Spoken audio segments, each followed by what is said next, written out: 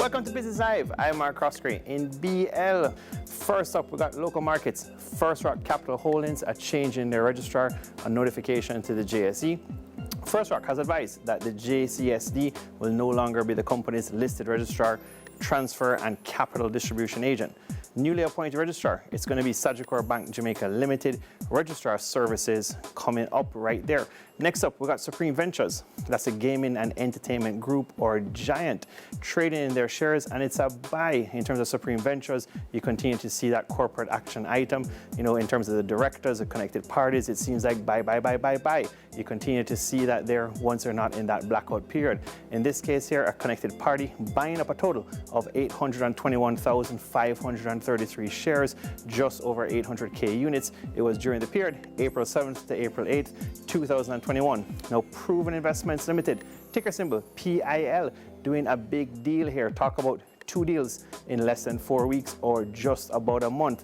Acquisition of well-known Heritage Education Funds International Incorporated. So a big deal here by Proven. Proven being very quiet in terms of their marketing and, let's say, billboard campaigns and everything that they used to do. But the bottom line here, they are making big blockbuster transactions. The Class A bank in Cayman was announced. Now we're talking here about Heritage Education Funds. Now in tourism, Margaritaville Turks Limited comes out and says there's no cruises that are coming into Grand Turk, and that continues to impact its third quarter results. There's no timeline in terms of when the cruises are expected to come into the port in Grand Turk. So this is Margaritaville Turks and Caicos listed company there.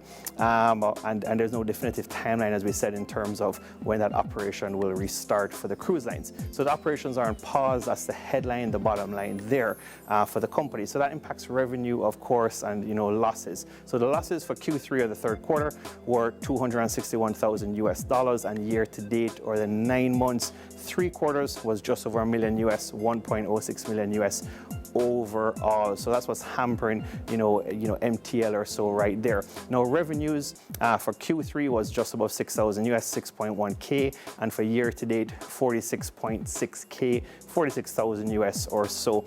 Last up, FESCO Limited, of course, it was as expected, oversubscribed. We got the basis of allocation now for the IPO, and we're going to focus on the general public pool. That's the one we like. That's the one everybody jumps into.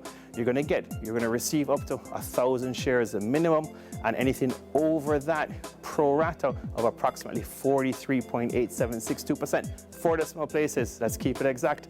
In terms of anything excess above that number or the minimum, 1,000 shares. So 43% and change.